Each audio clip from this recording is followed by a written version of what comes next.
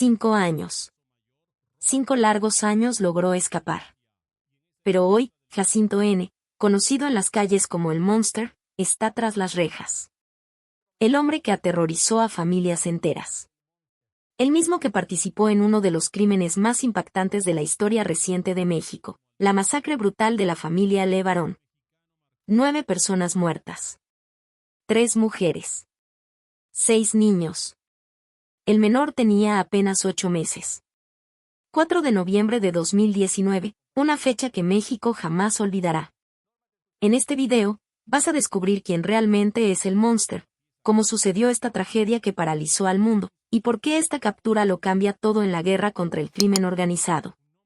Esta es una historia de terror, misterio y, finalmente, justicia. Prepárate. Lo que vas a ver te va a impactar. El sol aún no había salido cuando la noticia estalló. Tras 5 años de fuga, Jacinto N., conocido como el Monster, fue capturado. Era 27 de julio de 2025 y la operación secreta liderada por Omar García Harfuch dio frutos. Jacinto, un hombre temido, era la clave del masacre del 4 de noviembre de 2019 cuando 9 miembros de la familia Levarón, 3 mujeres y 6 niños, fueron asesinados brutalmente entre Sonora y Chihuahua. La captura sin resistencia en una comunidad aislada entre Nayarit y Durango marcó el primer gran avance contra la impunidad que rodeaba el caso. Jacinto N. no era desconocido. Fue el último en ser visto con Ronita María Miller, una de las víctimas antes del ataque. Testigos reportaron su presencia y un cuaderno ensangrentado encontrado en la escena trajo las primeras pistas sobre su identidad. Nacido en Guerrero y activo en la frontera, era ejecutor del grupo criminal La Línea ligado al Cártel de Juárez. Su prisión a las 4:15 de la mañana revivió memorias dolorosas de uno de los crímenes más impactantes de México. El masacre de 2019 no fue un evento aislado. Las 3 camionetas atacadas que llevaban a Ronita Dauna Lanford, Cristina Lanford Johnson y sus hijos fueron blanco de una ejecución meticulosa. Más de 3.000 casquillos de bala se hallaron en el lugar mostrando la violencia planeada. La captura de Jacinto, ahora en prisión preventiva en el Altiplano, es el primer paso para castigar a los culpables. El proceso judicial comenzó, pero las familias saben que la justicia está lejos. La operación que llevó a la captura fue un trabajo de paciencia y estrategia. Durante años Harfuch y su equipo rastrearon a Jacinto en silencio, cruzando datos de inteligencia y monitoreando movimientos. Un error fatal del criminal en 2025 permitió interceptar comunicaciones encriptadas revelando su escondite. El cuaderno hallado con el marcado con nombres y cruces confirmó su vínculo directo con el masacre. Para la comunidad Levarón la noticia trajo alivio, pero también reabrió heridas. Como dijo Adrián Levarón, padre de Ronita, es un paso pero no la justicia que merecemos. Mientras Jacinto enfrenta el inicio de su juicio, México reflexiona sobre el peso de este caso. El masacre conmocionó al mundo no solo por su brutalidad, sino por la vulnerabilidad de mujeres y niños. La familia Levarón, conocida por denunciar extorsiones, se convirtió en blanco en una guerra por territorio entre cárteles. La captura de El Monster rompe un muro de impunidad, pero deja preguntas. ¿Quién más está detrás del crimen? ¿Cuántos aún escapan de la justicia? El Tribunal del Altiplano ahora custodia al hombre que ejecutó órdenes, pero la historia está lejos de terminar. Las familias marcadas por sillas vacías y silencios permanentes esperan respuestas. La investigación liderada por Harfuch continúa con nombres aún pendientes en la lista de culpables. El próximo capítulo de esta tragedia promete revelar más sobre el horror de 2019 y sobre la fuerza de una comunidad que no se rinde en buscar justicia. El 4 de noviembre de 2019 el silencio de las montañas entre Sonora y Chihuahua se rompió con ráfagas de balas. 3 camionetas con mujeres y niños de la familia Levarón fueron blanco de un ataque brutal. 9 personas murieron, 3 madres, Ronita María Miller, Dauna Lanford y Cristina Lanford Johnson, y 6 niños, incluyendo los gemelos de 8 meses de Ronita. El masacre ejecutado con frialdad dejó más de 3.000 casquillos en el suelo, un testimonio de la violencia planeada. La noticia conmocionó a México y al mundo, pero para los sobrevivientes el horror de ese día nunca terminará. Las víctimas viajaban en convoy saliendo de La Mora, una comunidad mormona en el norte de México. Ronita, de 30 años, conducía con sus 4 hijos. Dauna, de 43, llevaba a 2 de los suyos. Cristina, de 29, estaba sola con su bebé. Sin aviso, los vehículos fueron rodeados y ametrallados.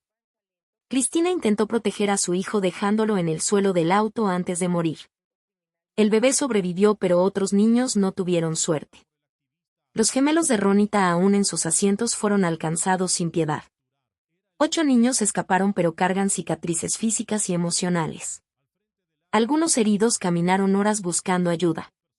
Una niña de solo 13 años recorrió 14 kilómetros bajo el sol ardiente guiando a sus hermanos menores. Su valentía salvó vidas, pero el trauma de ver a madres y hermanos muertos persiste. Vi el fuego, oí los gritos, relató un sobreviviente, un niño que se escondió entre arbustos hasta que pasó el peligro. Estas historias de heroísmo infantil contrastan con la crueldad del ataque. La versión inicial de las autoridades mexicanas, que el ataque fue un error de identificación entre grupos criminales, fue desmentida rápidamente. La familia LeBaron era conocida por denunciar extorsiones del crimen organizado, lo que los hizo blancos. El masacre no fue un accidente, sino una ejecución coordinada. Las camionetas fueron atacadas simultáneamente en puntos estratégicos, sugiriendo una planificación detallada. La presencia de la línea Brazo Armado del Cártel de Juárez en la región reforzó las sospechas de que el crimen fue un mensaje de intimidación. La comunidad LeBaron quedó devastada. La Mora, antes llena de risas de niños, se convirtió en un lugar de luto. Casas fueron abandonadas y muchas familias dejaron la región por miedo a nuevos ataques. Adrián LeBaron, padre de Ronita, se volvió la voz de los que exigen justicia. No eran números, eran mi hija, mis nietos, dijo con la voz quebrada. El impacto del masacre va más allá de las víctimas, dejando un vacío que resuena en cada oración, en cada mesa de cena. Mientras México intentaba entender la tragedia, una pregunta flotaba. ¿Cómo un crimen tan brutal quedó sin respuestas por tanto tiempo? La captura de Jacinto N. el Monster 5 años después trajo esperanza, pero también enojo. ¿Por qué tardó tanto? ¿Quién protegió a los culpables? Las pistas dejadas en el lugar, como el cuaderno ensangrentado con el nombre de Jacinto, apuntaban a un camino que apenas comienza a recorrerse. La historia del masacre está lejos de terminar y los próximos pasos prometen revelar verdades aún más oscuras. El masacre del 4 de noviembre de 2019 dejó a México en shock, pero también mostró la fragilidad de la justicia en el país. Omar García Harfuch, entonces al frente de la Secretaría de Seguridad Pública, asumió la investigación con una enorme responsabilidad: dar respuestas a las familias LeBaron y romper el ciclo de impunidad. Desde el inicio la tarea parecía imposible. El terreno montañoso entre Sonora y Chihuahua escondía pistas y el crimen organizado con su red de protección dificultaba cualquier avance. Aún así, Harfuch comenzó a armar el rompecabezas. La primera pista concreta vino de un cuaderno ensangrentado encontrado en el lugar del masacre. Entre notas confusas, el nombre Jacinto N. aparecía junto a marcas que parecían cruces. Era un indicio pequeño pero crucial. El cuaderno manchado y rasgado sugería que Jacinto, conocido como el Monster, estuvo en el ataque. Era un ejecutor ligado a la línea El Brazo Armado del Cártel de Juárez, que dominaba rutas de narcotráfico en la región. Identificarlo, sin embargo, era solo el comienzo. Harfuch optó por un operativo federal silencioso, evitando filtraciones que pudieran alertar a los criminales. La estrategia era de rastreo pasivo: observar, recolectar datos y esperar el momento adecuado. Equipos de inteligencia cruzaron información de testigos, registros telefónicos y movimientos sospechosos en la frontera. Jacinto, nacido en Guerrero y activo en la división entre Sonora y Chihuahua, era un blanco difícil. Se movía como sombra, cambiando de escondite y evitando dejar huellas. Pero el cuaderno ya daba un rostro al monstruo. El cruce de datos fue esencial. Información de 2017 obtenida en operaciones contra el narcotráfico indicaba que Jacinto ya era monitoreado por actividades criminales. Su expediente incluía extorsión y asesinatos en la región, pero siempre escapaba. La investigación de Harfuch usó estas pistas viejas para trazar un perfil. No era un líder, sino un ejecutor eficiente, alguien que seguía órdenes sin dudar. El equipo decidió observarlo a distancia, esperando un error que lo delatara. La paciencia era arriesgada. La presión pública crecía, con la familia LeBaron exigiendo respuestas. Adrián LeBaron, padre de Ronita, hacía llamados emotivos en los medios pidiendo justicia para su hija y nietos. Mientras tanto, Harfuch mantenía el foco, revisando cada pista con cuidado. La estrategia era evitar enfrentamientos directos que pudieran costar vidas de inocentes o alertar a otros miembros del cártel. El objetivo era claro: capturar a Jacinto vivo y usarlo para desmantelar la red detrás del masacre. Por años el trabajo avanzó en secreto. El cuaderno guardado como evidencia se volvió un símbolo de la esperanza de justicia. Cada nombre marcado en el Ronita Dauna Cristina era un recordatorio de lo que estaba en juego. Cuando en 2025 un error de Jacinto permitió interceptar comunicaciones encriptadas, la investigación tomó impulso. La captura estaba cerca, pero el camino hasta ahí fue largo y lleno de obstáculos. Quien protegía a Jacinto, había otros nombres en la lista. Las respuestas comenzaban a surgir, pero el próximo paso requeriría aún más valentía y precisión mientras México observaba esperando que la justicia, aunque tardía, finalmente llegara.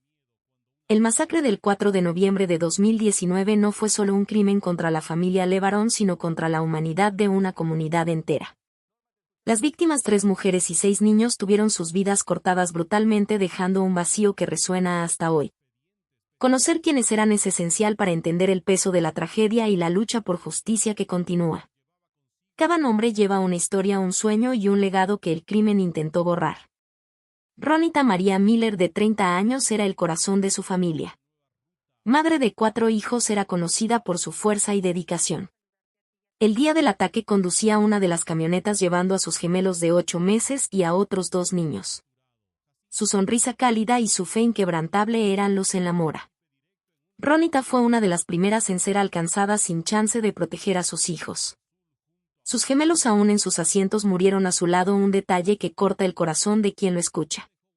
Dauna Rea Lanford, de 43 años, era una figura maternal para toda la comunidad. Siempre dispuesta a ayudar, criaba a sus hijos con valores de unión y valentía.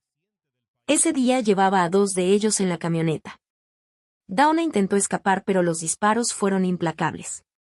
Su muerte dejó un hueco en la mora donde era referencia de amor y resistencia. Sus hijos de 11 y 12 años también perdieron la vida silenciando risas que llenaban las tardes de la villa. Christina Lanford Johnson, de 29 años, fue un ejemplo de sacrificio. Viajaba con su bebé enfrentando el ataque sola. En un acto desesperado puso a su hijo en el suelo del auto protegiéndolo con su propio cuerpo. Cristina murió, pero su bebé sobrevivió, encontrado horas después milagrosamente ileso. Su valentía es recordada como un símbolo de amor materno, pero también como un recordatorio de la brutalidad que enfrentó. Además de las 3 mujeres, 6 niños fueron asesinados. Sus infancias llenas de juegos y sueños fueron cortadas sin piedad. Entre ellos los gemelos de Ronita, que nunca conocieron el mundo más allá de sus 8 meses. Otros niños entre 8 y 12 años tenían historias por delante interrumpidas por más de 3.000 balas. 8 sobrevivientes, algunos heridos, cargan traumas profundos. Una niña de 13 años, en un acto heroico, caminó 14 kilómetros para buscar ayuda guiando a hermanos menores por un terreno peligroso. El impacto en la comunidad LeBaron es imposible de medir. La mora, antes vibrante, se convirtió en un lugar de silencios. Casas quedaron vacías y muchas familias partieron con miedo de nuevos ataques. Adrián LeBaron, padre de Ronita, describe el duelo como sillas vacías en la mesa, voces que nunca más oiremos. El dolor colectivo persiste, pero también alimenta la lucha por justicia. La captura de Jacinto N. el Monster trajo alivio, pero las heridas siguen abiertas. ¿Quiénes eran estas personas? Eran madres, hijos futuros. Y mientras la investigación avanza, sus nombres resuenan exigiendo que México no los olvide. El masacre del 4 de noviembre de 2019 no ocurrió por casualidad. Fue el resultado de un conflicto brutal por poder y territorio donde la familia LeBaron se vio en el centro de una guerra del crimen organizado. La región entre Sonora y Chihuahua es un campo de batalla para cárteles y la línea, el brazo armado del cártel de Juárez, tuvo un papel central en la tragedia. Entender este contexto es esencial para comprender por qué 9 vidas fueron arrancadas con tanta crueldad. La línea es conocida por su violencia implacable. Ligada al cártel de Juárez, controla rutas estratégicas de narcotráfico y tráfico de armas en la frontera México-Estados Unidos. Sonora, Chihuahua y Sinaloa forman un triángulo disputado donde el dominio significa miles de millones en ganancias. Las 3 camionetas de la familia LeBaron atacadas simultáneamente fueron blanco de una operación coordinada planeada con precisión militar. Más de 3.000 casquillos hallados en el lugar muestran la escala del ataque, que no dejó espacio para errores o sobrevivientes. La familia LeBaron no era un blanco cualquiera. conocida por su comunidad mormona en La Mora, había denunciado públicamente extorsiones y amenazas de grupos criminales. Estas denuncias hechas por líderes como Adrián LeBaron irritaron a los cárteles que veían a la familia como una amenaza a su autoridad. El masacre fue un mensaje claro: nadie desafía al crimen organizado sin consecuencias. Ronita Dauna y Cristina junto a sus hijos pagaron el precio de una guerra que no eligieron. Jacinto N. el Monster era una pieza intermedia en este tablero. Nacido en Guerrero, actuaba como ejecutor de la línea cumpliendo órdenes con eficiencia brutal. No era un líder sino un soldado leal entrenado para matar sin dudar. Su participación en el masacre fue confirmada por el cuaderno ensangrentado con nombres y cruces que marcaban a las víctimas. Jacinto no actuaba solo, formaba parte de una estructura mayor con jefes aún en las sombras protegidos por redes de corrupción. El ataque a las camionetas reveló la sofisticación del crimen organizado. 3 grupos armados posicionados estratégicamente atacaron al mismo tiempo, bloqueando cualquier chance de escape. La elección del lugar, una carretera aislada entre montañas, dificultó el socorro y la investigación. Los casquillos encontrados de armas de alto calibre indicaban el uso de equipo militar común en disputas por rutas de tráfico. Este nivel de organización apunta a algo más grande que un simple ejecutor como Jacinto.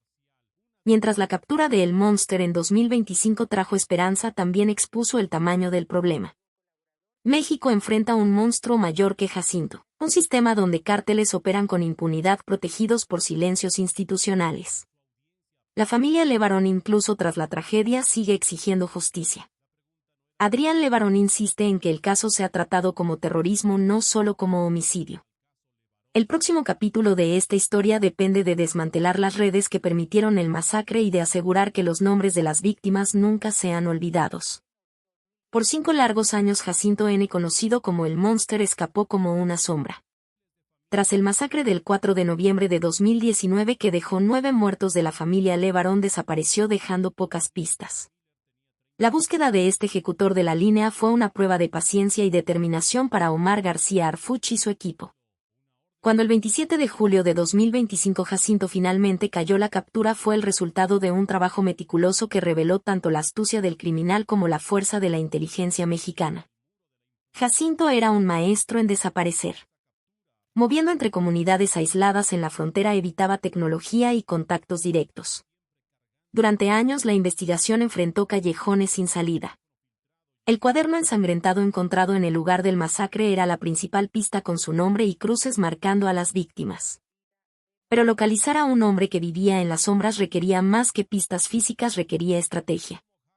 Harfuch optó por un rastreo en frío, revisando datos antiguos y esperando un error del fugitivo. Ese error llegó en 2025. Jacinto, confiado tras años de fuga, usó una comunicación encriptada que fue interceptada por agentes federales. El mensaje breve y codificado reveló su ubicación aproximada: una comunidad remota entre Nayarit y Durango. El equipo de Harfuch actuó rápido, cruzando datos biométricos de Jacinto registrados en 2017 durante una operación contra el narcotráfico con información reciente. El rostro que emergió era el mismo del cuaderno. El Monster estaba al alcance. La operación de captura se planeó en 48 horas con secreto absoluto. Harfuch coordinó un equipo de élite, evitando cualquier filtración que pudiera alertar al cártel. En la madrugada del 27 de julio a las 4:15 los agentes rodearon una casa sencilla donde Jacinto se escondía. Para sorpresa de todos, no resistió. Desarmado y exhausto, fue llevado bajo custodia sin un solo disparo. En el lugar encontraron un nuevo cuaderno con nombres y cruces idénticas a las de 2019, confirmando su vínculo con el masacre. La captura fue un hito, pero también un recordatorio del tiempo perdido. Por 5 años Jacinto vivió libre mientras las familias LeBaron cargaban el duelo. Adrián LeBaron, al saber de la prisión, dijo: "Es un alivio, pero no borra el dolor". La comunidad de La Mora, marcada por casas vacías, recibió la noticia con emociones mezcladas. La prisión de Jacinto era un paso, pero otros nombres en la red criminal seguían sueltos, protegidos por un sistema que fallaba en castigar. El éxito de la operación se debió a la persistencia de Harfuch. Revisaba el caso cada 3 meses, manteniendo la búsqueda viva incluso cuando las esperanzas menguaban. La interceptación de 2025 fue la recompensa por años de trabajo silencioso. Ahora con Jacinto en el altiplano, México espera que su declaración revele más sobre la línea y los mandantes del masacre. Pero la historia está lejos de terminar. ¿Quién dio las órdenes? ¿Quién protegió a Jacinto tanto tiempo? Las respuestas aún escondidas prometen sacudir la investigación y mantener viva la lucha por justicia. Omar García Harfuch se convirtió en el símbolo de la esperanza en un caso que parecía destinado al olvido. Tras el masacre del 4 de noviembre de 2019 que quitó la vida a 9 miembros de la familia Levarón, asumió el liderazgo de una investigación compleja enfrentando cárteles poderosos y un sistema corroído por la impunidad. Su determinación culminó en la captura de Jacinto N. el Monster el 27 de julio de 2025. Pero ¿qué hizo de Harfuch la pieza clave en esta búsqueda por justicia? Desde el inicio Harfuch entendió la gravedad del caso. El masacre no era solo un crimen local sino un desafío al Estado mexicano. Montó una operación secreta reuniendo un equipo de élite para rastrear a los responsables. Su estrategia era clara: trabajar en silencio, evitar enfrentamientos innecesarios y asegurar que las pistas como el cuaderno ensangrentado con el nombre de Jacinto fueran exploradas al máximo. Harfuch sabía que cualquier error podía costar años de progreso.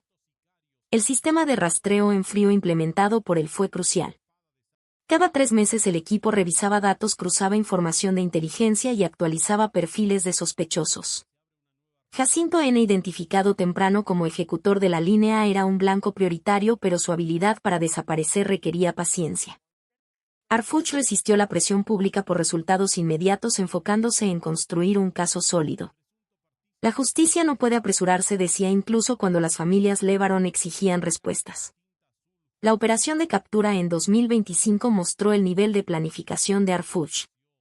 Tras interceptar una comunicación encriptada de Jacinto, coordinó una acción de 48 horas movilizando agentes federales a una comunidad aislada entre Nayarit y Durango. Cada detalle fue supervisado por él, desde la logística hasta la orden de evitar tiroteos. La prisión de Jacinto a las 4:15 de la mañana sin resistencia fue un testimonio de la precisión del plan. Harfuch estaba presente, asegurando que nada saliera de control. Su compromiso iba más allá de la captura. Harfuch veía el caso Levarón como un hito contra la impunidad. Trabajaba con la convicción de que cada nombre en el cuaderno Ronita Dauna Cristina merecía justicia. Su liderazgo inspiró al equipo incluso en momentos de frustración, cuando pistas se desvanecían o el cártel parecía intocable.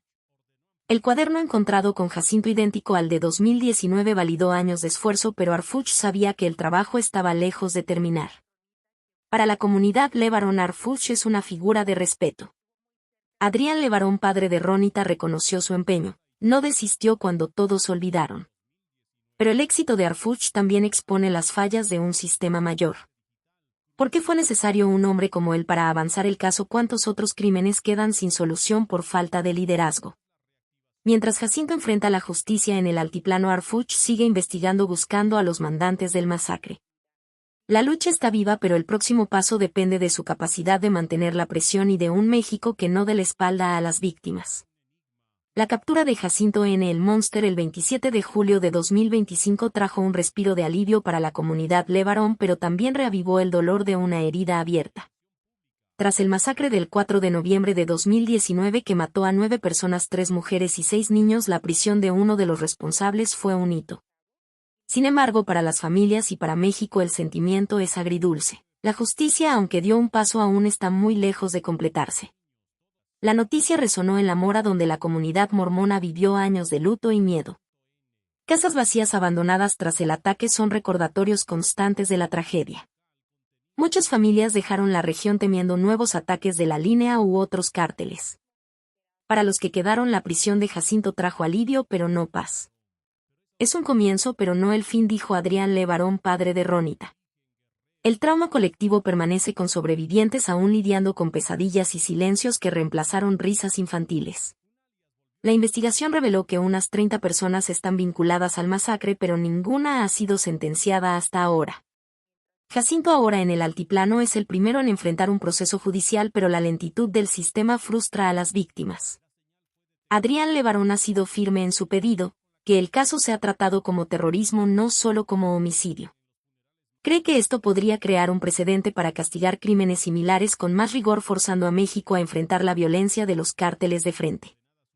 El impacto del masacre va más allá de la Mora. Expuso la vulnerabilidad de comunidades mexicanas ante el crimen organizado y la fragilidad de un sistema judicial que tarda en responder. La captura de Jacinto es un rayo de esperanza, pero también plantea preguntas incómodas. ¿Por qué tomó 5 años atrapar a un ejecutor? ¿Cuántos otros criminales siguen libres? Las familias Levarón sienten que el valor de la vida en México es constantemente cuestionado mientras la impunidad protege a los poderosos. La comunidad exige más que prisiones. Quieren respuestas sobre quién ordenó el ataque y por qué la familia Levarón fue blanco. El cuaderno ensangrentado con nombres y cruces sugiere que el masacre fue planeado, pero los mandantes aún están en las sombras. La presión sobre las autoridades crece, con Arfuch elogiado por su liderazgo pero también cobrado por resultados mayores. Cada silla vacía en la Mora es un recordatorio de que la justicia necesita ir más allá de Jacinto. Mientras el proceso contra el Monster comienza, México reflexiona sobre qué significa justicia. Para las familias no hay victoria en una prisión cuando el luto es permanente. Niños que sobrevivieron, como la niña que caminó 14 kilómetros por ayuda, cargan cicatrices que el tiempo no cura. El próximo capítulo de esta historia depende de un sistema que pruebe su compromiso con las víctimas y de una sociedad que no acepte más silencios. La lucha por justicia continúa y los ojos de la Mora están puestos en lo que viene. La captura de Jacinto N. el Monster el 27 de julio de 2025 no fue solo una victoria policial. Sacudió a México, reavivando debates sobre justicia, seguridad y el papel del Estado. Tras 5 años del masacre del 4 de noviembre de 2019 que mató a 9 miembros de la familia Levarón, la prisión de uno de los responsables generó una ola de reacciones, de la esperanza a la indignación. El caso, amplificado por la prensa nacional e internacional, expuso las heridas abiertas de un país que lucha contra la impunidad. La noticia dominó titulares en México y más allá. Diarios como El Universal y The New York Times destacaron la operación liderada por Omar García Harfuch, elogiando su precisión. En redes sociales, hashtags como Justicia para Levarón se volvieron virales con miles de mensajes. Algunos celebraban la captura viéndola como un paso contra el crimen organizado. Otros expresaban enojo. 5 años para atrapar a un ejecutor y los jefes, escribió un usuario en X. La demora alimentó la desconfianza en las instituciones. La comunidad Levarón, liderada por Adrián Levarón, se volvió el rostro de la exigencia por justicia. Sus entrevistas, marcadas por emoción, tocaron corazones pero también incomodaron. Adrián criticó el vacío institucional que dejó el caso parado por años. La ausencia de un pronunciamiento presidencial tras la captura de Jacinto fue notada, reforzando la percepción de silencio burocrático. Para muchos el gobierno parecía distante, mientras Harfuch con su liderazgo llenaba el vacío con acciones concretas. El caso también fue manipulado políticamente. Desde 2019 partidos de oposición usaron el masacre para atacar al gobierno, mientras aliados minimizaban la gravedad, citando la versión desmentida de error de identificación. La captura de Jacinto reavivó estas disputas, con políticos intentando capitalizar el éxito de Harfuch. Él, sin embargo, se mantuvo enfocado, evitando entrar en juegos partidistas. Su imagen como líder efectivo creció, pero también atrajo críticas de quienes lo acusaban de actuar demasiado tarde. En las calles de La Mora y otras comunidades la repercusión era más visceral. La prisión trajo alivio, pero no borra el trauma. Muchas familias abandonaron la región tras 2019 y las que quedaron viven con miedo. La captura de Jacinto no garantizó seguridad y la falta de sentencias para los 30 sospechosos ligados al caso frustra. Queremos a los mandantes, no solo a los peones, dijo un habitante local a la prensa. La presión por una justicia completa solo aumenta. El impacto internacional también fue significativo. Organizaciones como Human Rights Watch exigieron a México un juicio transparente para Jacinto e investigaciones más amplias sobre la línea. El caso Levarón se volvió símbolo de la violencia desenfrenada en el país, con números alarmantes. Más de 100.000 homicidios desde 2019. La captura de El Monster es un punto de inflexión, pero plantea una pregunta mayor: ¿hasta cuándo México aceptará vivir bajo la sombra de los cárteles? Mientras Harfuch sigue investigando, la sociedad observa, dividida entre esperanza y escepticismo, esperando que el próximo capítulo traiga respuestas más profundas. La captura de Jacinto N. el Monster el 27 de julio de 2025 fue un hito en la lucha por justicia por el masacre de la familia Levarón ocurrido el 4 de noviembre de 2019. Tras 5 años de espera, la prisión de uno de los responsables trajo un hilo de esperanza, pero también una verdad dolorosa. La justicia llegó demasiado tarde para las 9 víctimas, 3 mujeres y 6 niños. Para la comunidad de La Mora y para México, el caso es un espejo que refleja tanto la resiliencia como las fallas de un sistema que lucha por enfrentar el crimen organizado. Adrián Levarón, padre de Ronita, no celebró la captura. Es solo un paso, dijo con la voz cargada de duelo. Para él, la prisión de Jacinto es un alivio pequeño ante la pérdida de su hija, sus nietos y tantos otros. El cuaderno ensangrentado con nombres y cruces confirmó el papel de Jacinto como ejecutor, pero los mandantes del masacre siguen libres. Otros nombres aún en las sombras desafían la promesa de justicia. La pregunta que resuena es, ¿quién los protege? El caso expone una herida mayor, la fragilidad del Estado mexicano ante los cárteles.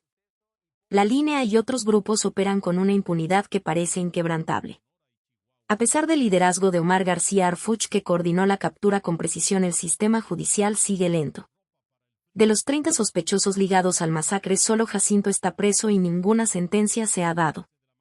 La exigencia de Adrián para que el caso sea tratado como terrorismo refleja la necesidad de una señal clara. México no puede aceptar más silencios.